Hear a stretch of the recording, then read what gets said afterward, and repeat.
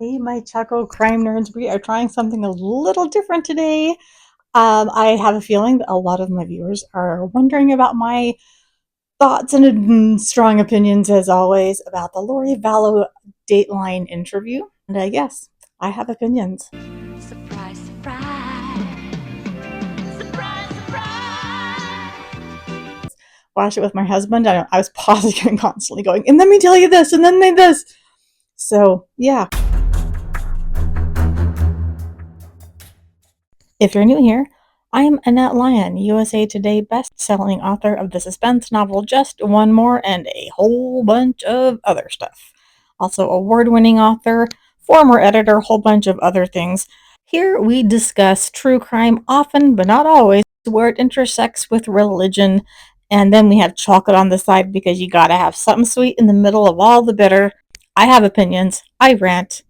That's what we do here. We respect all faith traditions and those with no faith traditions. That includes my faith as well. A quick reminder to like and subscribe. It really helps the channel and helps other people find this kind of content who would be interested in it.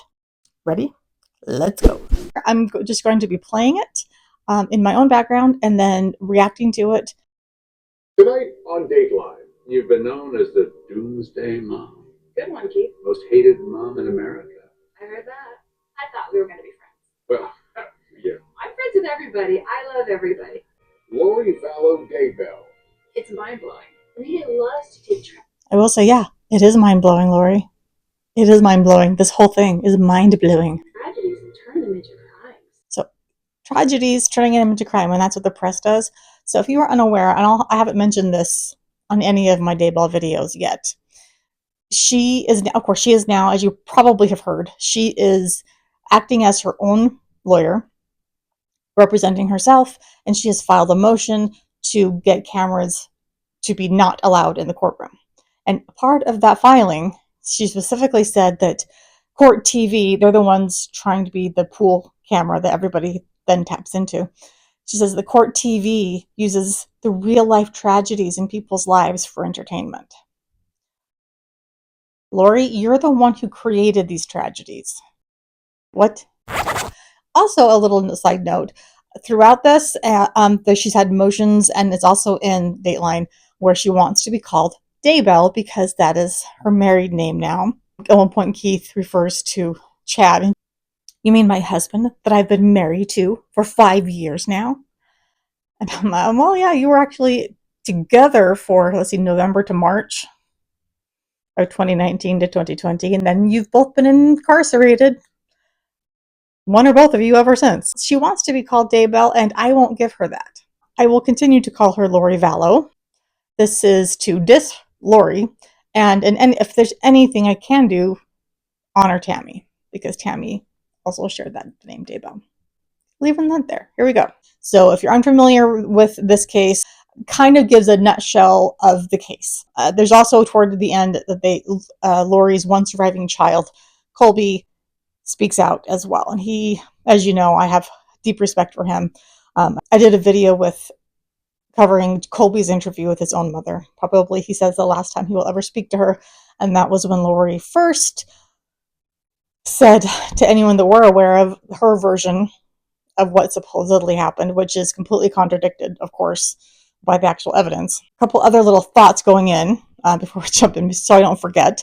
Keith Morrison has said, and I watched a couple of interviews that he did, and he said that most jailhouse interviews, you get 20, maybe 40 minutes, if you're lucky. They got 90, that's unheard of, but they were also told this is a one-time deal. Don't expect this to ever happen again. And then Lori, being Lori, she just was dancing around topics, and he could not keep her focused on anything. She had what she wanted to talk about. And he says we could have used 3 times that much time because he couldn't get much out of her. So what we see is probably the only usable tape that they had, which is highly unfortunate and frustrating for the rest of us. We would like to see more of what her bizarre thoughts are through all this. Gone. So tell me what happened to Tyler and JJ. Did you kill them? Is that where you're going? Is that where you're going? Where did you think he was going, Lori? This is an episode of Dateline with Keith Morrison, with a woman who has been convicted of first-degree murder of 2 children and of conspiracy to commit murder of Chad's wife. Where did you think he was going?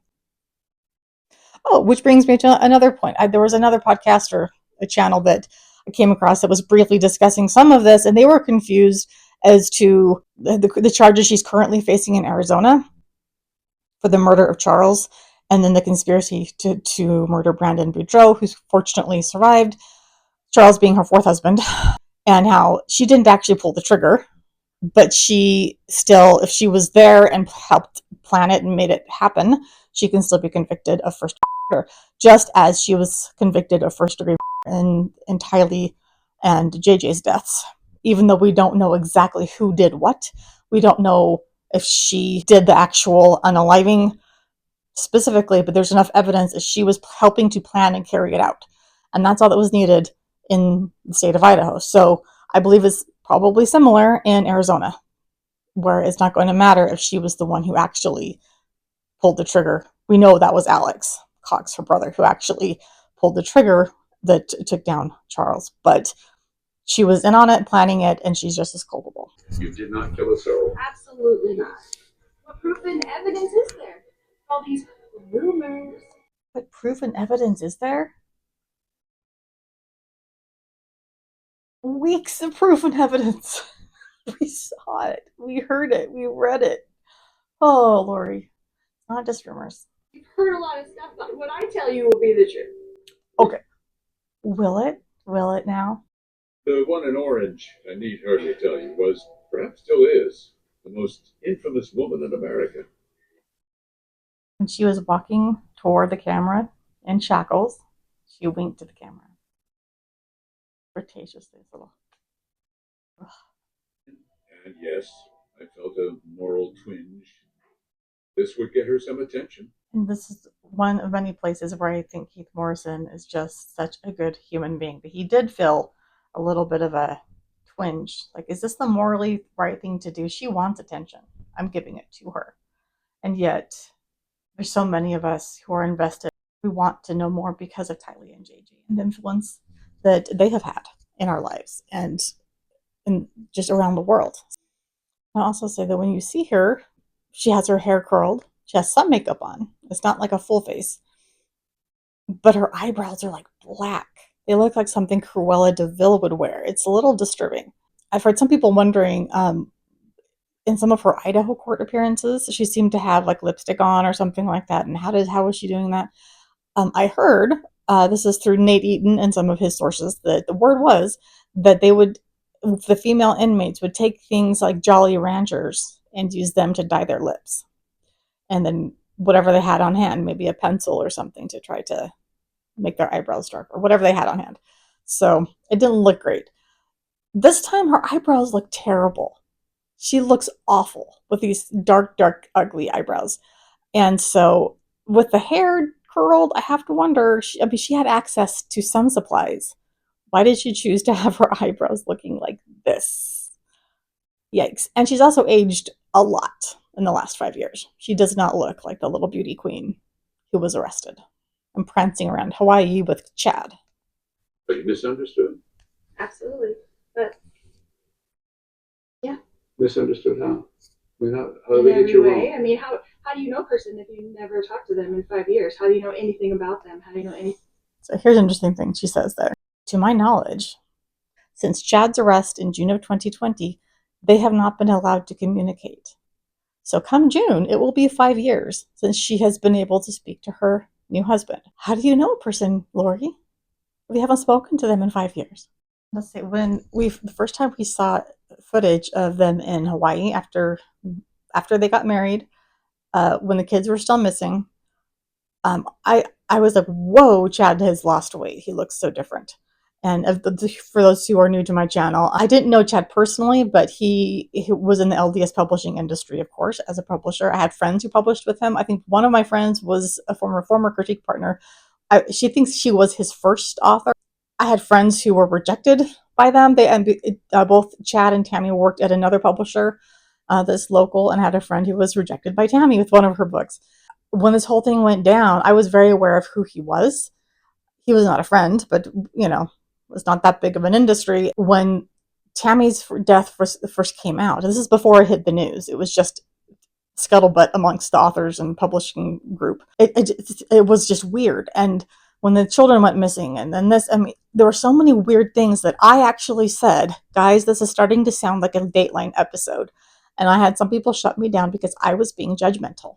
You don't study profiling and true crime as long as I have without developing a little bit of a radar, and I told you so. But yeah, it was startling to see Chad looking so fit. And it frustrates me because I'm like, Tammy wasn't enough for you to take care of yourself. But apparently, Lori, your goddess, was. I'm in trial coming up, as you know. Do you know that, Keith? Oh, I know that. She's so snarky. The level of disrespect. I mean, I can understand her trying to be charming and funny and maybe dismiss things and like look innocent. To have someone of Keith Morrison's caliber, a lifelong journalist, highly respected, to come interview you in jail and have you say, "Do you know I'm awaiting trial?" You disrespectful little brat. So combative is how she was going to be. And she made the decision to meet me for an on-camera interview because she had been telling us she wanted to tell the truth. To Jesus in a jail cell. Jesus apparently visits her often in jail. And he's super, super funny. And he likes her best. And she laughs. She goes, "Okay, I'm just kidding on that one. He loves us all. But yeah, he kind of likes me best." And it's one of those things where you go, you're kidding, but you're not, because you're just that arrogant. And if she thinks he is visiting her, I have to wonder seriously what kind of psychotic break she's had. If you follow me at all, I am not trying to convert or proselytize or anything like that. I am trying to add insight to some of these cases that deal with Latter-day Saints, since I am one, because you don't get some of the insider lingo and understanding from other sources. So please have respect for anyone with whatever they're. I don't make fun of anyone else's faith, except for, people who commit murder. So please don't mock mine either. So as a religious, spiritual person, I believe it is possible for people to have visitations from the Savior. I think it is highly rare, but there will be a purpose for it. There would be an important reason that Jesus would come and talk to someone. But it would also be someone highly righteous. To have him just come to a murderer's jail cell to hang out and just tell jokes is the height of arrogance and complete ridiculousness. And this is one little thing I wanted to correct Keith on.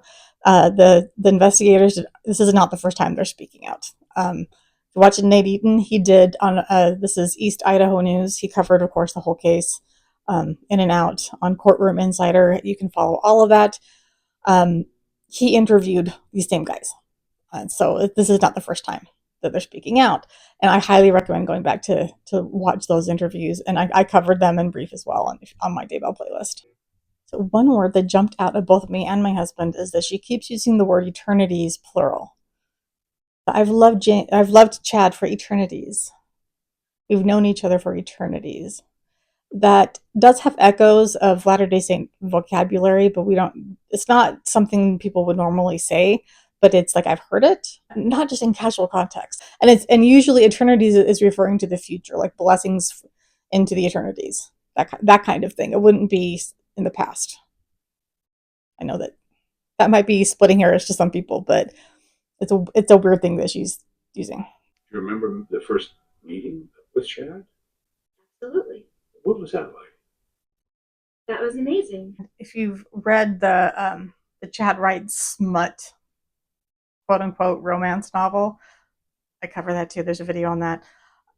It's by the end of that day, they were making out. This was the fall before Charles died and about a year before Tammy died. So gross. So Chad apparently, according to this is through Melanie Gibb, Chad had 31 lives and Lori had 21. To be clear, that is completely against anything that our church teaches. And in this Dateline, Melanie Gibb is looking sane and innocent. Knowing what we know with testimonies in court over Lori's and Chad's trials, I suspect she knows more and was more involved than we have been led to believe. and that she probably got some sort of deal to testify and not be charged with stuff, at the very least. In my opinion. We don't know. Alleged opinion only here. So then they talk about Chad being a guest on their podcast, Lori and Melanie's podcast, after they met. Just 3 weeks later, or somewhere in there. It sounds like, oh, he's just a guest. Isn't this great? No, this is the man Lori's already having an affair with. So and here's one of those things that just absolutely buckles the mind. I do believe this from Melanie when she said that it was very clear that Lori and Chad were having a relationship and falling in love, whatever. And she asked, why don't you just get a divorce? And as we know, supposedly, and I believe this, that Lori said, oh, we're not allowed to because we're exalted. So, of course, murdering your spouses is the correct step. What? The problem that I have on top of so many other problems, one cherry on top of a problem, is that Lori had already been divorced 3 times. She was on her 4th husband.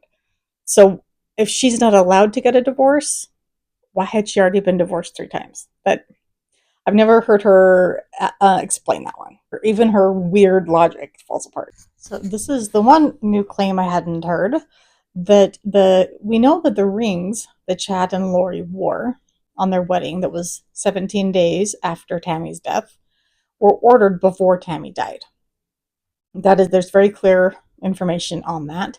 And to be clear, I've heard some people say that they were like special custom made. They were ordered off of Amazon. They weren't custom, but they were ordered and shipped and arrived before Tammy died. So Lori says, oh, well, that's just because those were intended for Alex and Zulema for when they got married. And we were just borrowing them. Several problems with that. We do know that Chad and Lori had some intense belief that malachite somehow had healing properties, and those are malachite rings that would make sense that they would pick for themselves.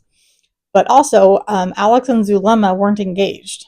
They weren't married. They weren't. I don't know if they had even met at that point. Chad told them to marry later in November. So the idea that these rings were just being borrowed from a couple that wasn't really together yet is a little, it's ludicrous. Let's put it that way.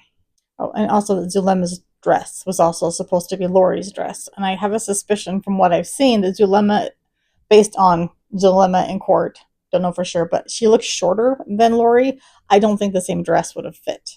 And then Doug Hart, who was with the FBI at the time. It's wild actually seeing his face as he talks, because I'm used to hearing his voice, and then the video feed we had for Chad's trial was really bad, so it's wild to see a very clear image of his face when I've heard his voice so many times. But he points out that Lori had no communications with Zulema around this time, which you would expect if you were ordering a friend wedding rings and her dress. As if we needed one more piece of evidence that Lori's full of it. But there you go. We start seeing Detective Hermosillo. And when I saw him, I was like, yes! Because he's one of my heroes from this whole case. He's no nonsense, takes no crap, he says it like it is, and he looks like that tough cop, but teddy bear heart inside. He really, really cares. I remember from one of his interviews, I think it was with Nate Eaton, where he said that it was a little disturbing on some of the recordings they had. I believe it was phone calls between Chad, Lori, and then Melanie, the niece, and her new husband, about how Hermosillo had turned dark and evil, which, if you know the case, that meant, oh crap, they think I'm a demon and need to be killed. So he said, yeah, it was scary thinking that they might try to take a hit on me and on his family. So he would advise his wife and children to take different routes home and to be aware of their surroundings and things that no detective should have to be worried about with their own families. He doesn't bring that up in this interview, but I remembered it from before. It stuck with me. For those who don't know how the case got connected to Idaho from Arizona, and initially it was the Jeep. This Jeep was bought by Charles for Tylee, so it was registered in his name. So Brandon, who's now the estranged husband of the niece Melanie, was coming home from the gym, and there's the Jeep, and the spare tire is missing, and the back seat is missing, and someone is hiding there with a gun, shoots at him, barely misses him, and then Brandon drives off. So that's the attempted murder that she will also be facing charges for. And but then so Arizona was trying to track down this Jeep. They realized that the widow of the man who was registered to Lori, and the wife, estranged wife of the guy being shot at, Melanie, we drilled in, had all moved and relocated to Idaho.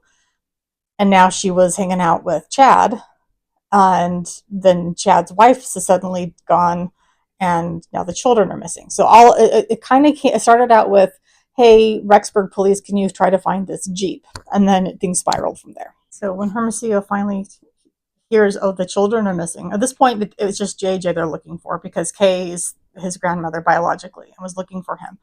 They're doing the welfare check trying to find JJ. And he rings the doorbell on Lori's apartment. No one's answering. So he goes around back and he sees Chad and Alex unloading a truck. And then he's like, so, hey, looking for your nephew, JJ, do you know where he is? And Hermosillo says that Alex and Chad exchanged looks. And then Alex says, well, I think he's in Louisiana with his grandma. And of course, Hermosillo can then say, well, actually, it's the grandma asking us to look for him because she hasn't seen him in weeks. And the disturbing part for me here is we're keeping in mind this happened in November of 2019. This is mid-November, late November, somewhere in there, where Chad and Lori are already married. Chad pretends he doesn't really know Lori. Oh, she's like a friend of a friend, and I don't have her number.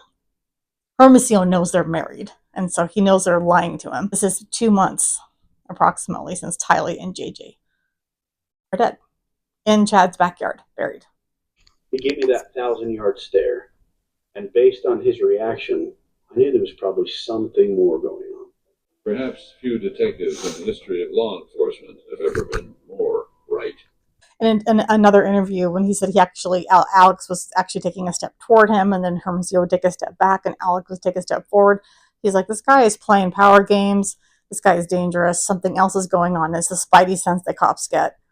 And he also mentions how later on, when Lori finally did answer the door and Alex was inside, he saw Alex's shadow on the staircase and was like, again, those cop spidey senses going off, going, he could have a gun with him right now. He could try to attack us right now. What is going on? So that's not in the Dateline, but go watch the Nate Eaton thing or my summary of it. I'm here to tell you the truth, and you don't even want to hear it. Of course I want to hear it. I don't think you do. But I want to hear the truth about all kinds of things. She won't even let him go to Warden Edgewise, and just part the FBI agent who is working on it, I think he's retired now, talked about just how much digital data they had to go through. So initially, when they added Tylee to the missing persons report, and then they went public with all of this and saying, please help us find these children. Some tips came in from Hawaii, and then they were able to trace Chad and Lori's phones to Hawaii. But then when it came to the case in full, between Lori and Alex and Chad, their phones had so much data on them. And so he says that just one of the phones had 54,000 texts to go through. And that's just the text on one phone. They had so much detail to go through. So kudos, seriously, to the guys who went through it all with a fine-tooth comb. And it was one of those texts that broke everything wide open. So if you're unfamiliar with some of the timeline, and I have a whole video on the timeline of the Daybell stuff, but the timeline is we have September 8th, Lori and Alex take Tylee and JJ to Yellowstone. That night, the 8th into the 9th, there is data showing that Alex is at Lori's apartment in the early morning hours. Likely that is when she was taken out. And then that later on in the same morning, on the 9th, around 10:30, Chad sends a text to his wife, Tammy, who's still alive at this point, that would explain why he's burning and digging on the land that particular day. And we know now he was burning and digging, he says, limbs. And they weren't tree limbs. They were Tylee's limbs. And then he was burying what was left. It read, quote, well, I've had an interesting morning. I felt I should burn all of the limb debris by the fire pit before it got too soaked by the coming storms. While I did so, I spotted a big raccoon along the fence. I hurried and got my gun, and he was still walking along. I got close enough that one shot did the trick. He is now in our pet cemetery. Fun times. End quote. They said that was very out of character for how Chad communicated with Tammy. Like all of the other communications were just household arranging things. And suddenly he tells this story about this raccoon. I'm sure raccoons exist in that area, no doubt. Less likely, they do tend to be nocturnal, and it's weird that you would bury a rodent pest in a pet cemetery where they actually had a separate cemetery. We know now that I believe it was Garth who testified to that where they buried pests like raccoons. You wouldn't have buried a raccoon in the pet cemetery. That was a special place. Based on his expression when he's sitting there reading that search warrant, there's going to be some type of changed behavior. Was there? No. Usually, you'd see a reaction from someone who's been served a search warrant for something they're guilty of, and they're looking in the right place. You'd see a reaction, and Chad had no reaction. Just there are so many other people in Chad's life, and of course, Hermosillo couldn't have known this, but Chad doesn't really show emotion. He never has.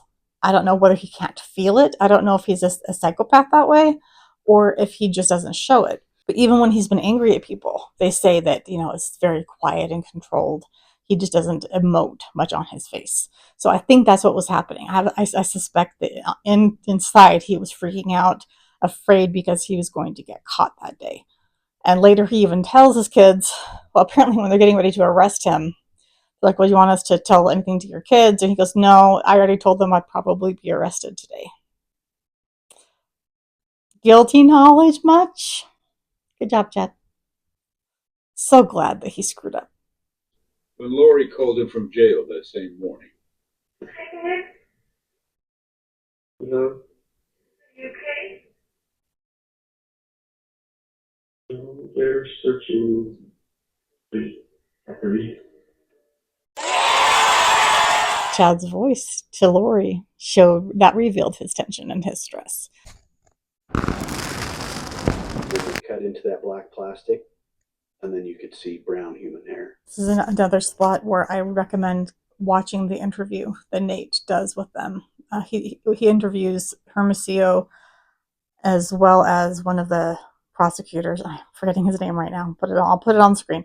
They were both there when JJ was found. Or I guess the prosecutor who's on his way back from the office. Hermosillo's a big dude. He's bald. He's got this goatee. He's an imposing guy, but seeing him with Nate Eaton trying to just hold back tears and you could just tell it was still, all of these years later, it was still affecting him. And so how important it was to not only find the children, but to bring their killers to justice.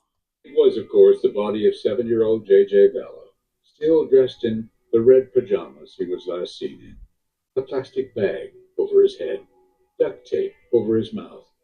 The M.E. said he'd been asphyxiated. That was a very emotional moment.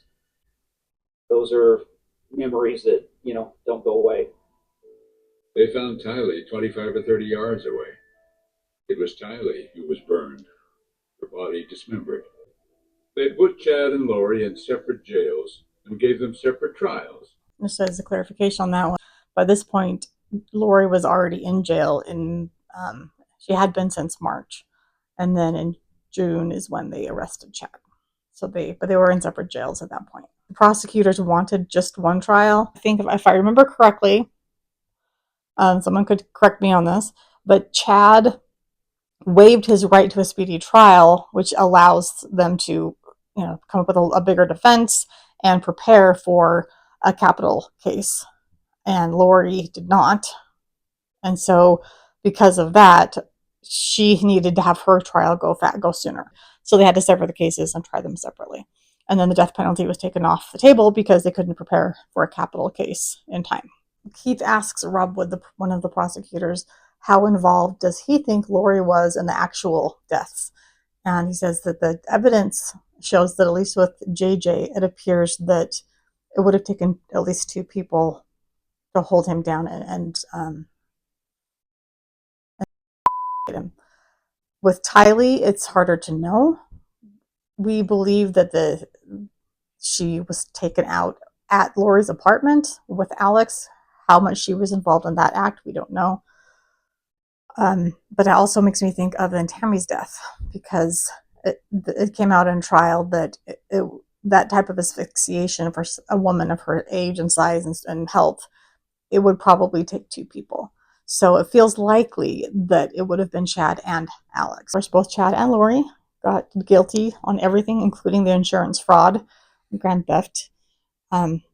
Lori's statement at her sentencing was horrifying, saying that Jesus knows me and he knows that there was no murders involved. She implied that Tammy's death was a result of like a medication reaction, but that she thinks that Tylee was trying to hold JJ down just to control him and calm him down, and then accidentally asphyxiated and then felt guilty and then took her own life. This is the story Lori is going with right now, what she told Colby in her phone interview a month or two ago. So in her sentencing, that's what she's kind of implying, is that what's actually, that is what actually happened. Of course, the evidence shows otherwise, that Tylee had been gone 2 weeks before JJ ever died, that JJ died on this specific night and in this specific way, and Tylee had nothing to do with it because she was already gone. I don't know at this point how much Lori is just delusional, remembering things wrong, convincing herself of what she wants and wishes the story would have been, or if she knows she's lying. I don't know, but she's a danger, and I'm glad she's behind bars. And we get Lori going off into the whole, oh, I briefly died when Tylee was born. I think not is a bunk story for so many reasons. Again, as a spiritual, religious person, I do believe that kind of thing is possible. I know people who I think are good, honest people who feel like they've experienced that kind of thing. But the problem with Lori, aside from the fact of everything else we know about her that she's done and lied about, is that she tells everybody every sacred experience she's ever had, to the point of Jesus visits me and all of these sacred things, and Moroni, the angel, came to me, and yet it wasn't until her sentencing that anyone heard about the supposed near-death experience with Tylee's birth. If that had actually happened, she would have been shouting it from the rooftops for months, if not years, before. Near-death experiences were kind of the bread and butter of what Chad liked to have. And that made him special. That made him able to see beyond the veil. The fact that this is the first time anyone in her family and her friends, anyone has ever heard of this particular supposed experience, tells me it's an absolute load of crap. Didn't happen. Nope.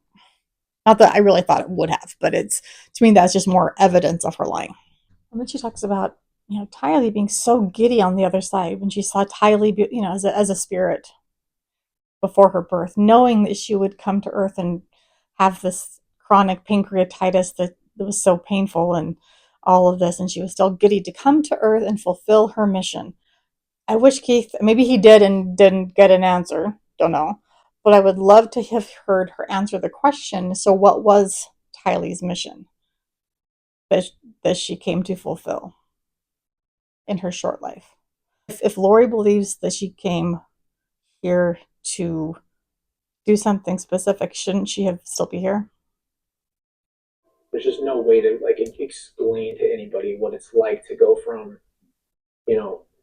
let's call it normal life, to something this big happening, and then I have to deal with the complexity that that's my mom, that's someone that I don't even recognize anymore. I respect the crap out of him. He's amazing. And I can't help but just think how hard it would be to just be blindsided because you thought you knew your mother. This is the woman who did take care of you, who nurtured you, who you saw take care of your sister and your little brother. And suddenly she turns into this. That would be hard to unpack. Like, was she always this? And I just didn't see it? Did she turn into this? And then there's the element of I share her DNA. Is part of this evil in me? No, I don't think so. But that would be something to grapple with. Like, I am descendant of this person. What am I capable of? Like he said, Colby says there's a lot to unpack. And yay for therapy. He seems to be adjusting very well. And I think he's going to be a great dad to his kids. This is another element of my respect for Colby. The way he You could watch him just fighting back his emotion, wanting to scream and yell at his mother, saying, "You're lying. How could you do this?" He held it in because he wanted to hear her story, even though he knew it was lies. He knew he had to ask those questions so he could then put it to rest. My sister did not kill her brother. She didn't. Put it on her. So unfair. Quite sure what this was. You watch go on later and say, Lori told me this in your ominous voice, but really this is what happened. Are you going to do that to me, Keith? Maybe that one. Yes. That's the exact voice that I'm talking about. It would be kind of cool. Do the ominous voice and have him to do the ominous voice. That would be kind of cool. One of those things that, did you hear him say that? And it's like, okay, plenty of other people did. And we have texting records and email records and his dark and light scales written down. We have so many people. That's the narrative that you've been running. That's what happened. Everyone labeled dark ended up dying, pretty much, unless they managed to get out of their orbit. And I still think it's interesting that not one of Chad's kids ever was dark. But Lori's were. Sorry. I love it when, so Keith confronts her with the dates that the children actually died. Several, days and days apart, a couple weeks apart. And she goes, "Nope, that's not accurate." And the look on his face is like, like, are you kidding me? Like, you're using science lies. Something Lori loves to say, she did it several times in this interview, and then she says it with Colby as well. But I am the only person on this earth. And then with Colby is, you are the only person besides me who knows this, that, the other. What about Chad and Alex before he died? No, there's a pattern. That's not a matter of a narrative. There's a pattern. People are labeled dark, they die. That has been a pattern. I was falsely accused, I was falsely convicted, and I will be exonerated. How she'll be exonerated acting as her own counsel? Not going to happen. Even if she had the best counsel in the world, even if she had Jose Baez at this point, she's not getting exonerated. And we know what I think of Jose Baez. He's a good defense attorney, but he's scum in my mind. Opinion. So he's trying to just say, were you there when they died? Like in the room, wherever it was, were you in the room when it happened? Where was it? What place are you talking about? Like, she just won't answer a direct question. So annoying. He says, you didn't kill a soul. And she says, no. I can see her arguing that one because if she herself didn't do the final, she didn't actually pull a trigger with Charles. She probably wasn't there with Tammy. But conspiring makes you guilty too. So I can see her saying no on that one. But the other ones, you didn't plan, you didn't conspire, you didn't participate. Yeah, you did. Yeah, you did. We don't know to what extent, but you did. What's it like acting as your own lawyer? Great, actually. She's lost her mind to think that representing herself is great. I love it. But the thing is, she likes to have control. I think that's what a lot of stuff came down to. And possibly even her first failed marriages, and then being able to have control over Colby. And she's the only parent taking care of him and raising him. She wanted control over so many things. And then when Chad offered her the opportunity to even abandon her responsibility to Tylee, and especially JJ, who was an intense child, being autistic and everything else, she couldn't control JJ. This is my opinion, that she couldn't control him. She's been in court before and not felt in control. I think a lot of this comes down to Lori wants to be in control of other people, and she thinks she'll be in control of that courtroom. She won't be. I have seen things in the future that Jesus showed me when I was in heaven, and we were not in jail, and we were not in prison, and they were still in the future from now. For those who've heard about LDS patriarchal blessings, that Chad gave a fake one to Alex, but the idea is that it's like scripture for you. And the problem is that they are given by a human to a human. So there's a couple of layers of potential fallibility there. both in interpreting what maybe God is trying to say, and also in you as the recipient trying to understand what it means.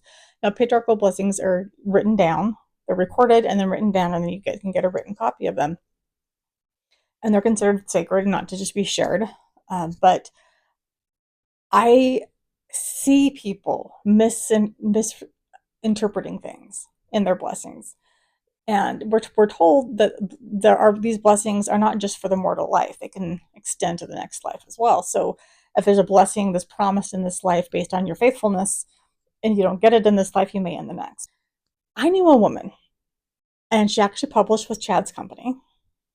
She went off the deep end with some of her beliefs, not to the extent of Lori and Chad, but she was going a little on the freaky side, and she was convinced that the second coming would happen in her lifetime.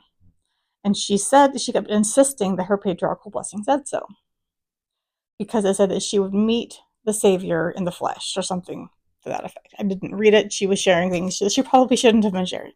But I pushed back on that, and I said, well, could you be misinterpreting it? Because that could be referring to meeting Christ after you're resurrected in the flesh. And she goes, no, no, no, no. She insisted over and over that no, the second coming is this close. And she was a good 10, 15 years older than I am.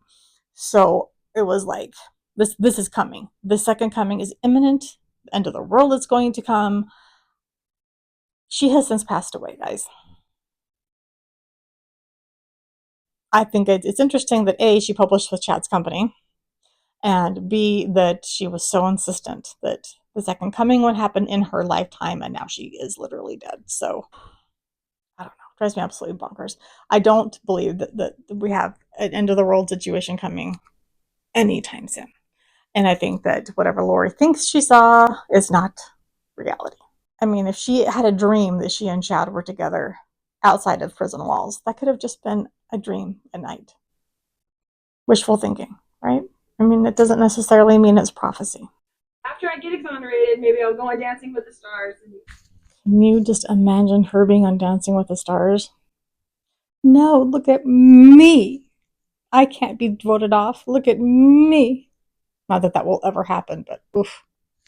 These are my thoughts at this point.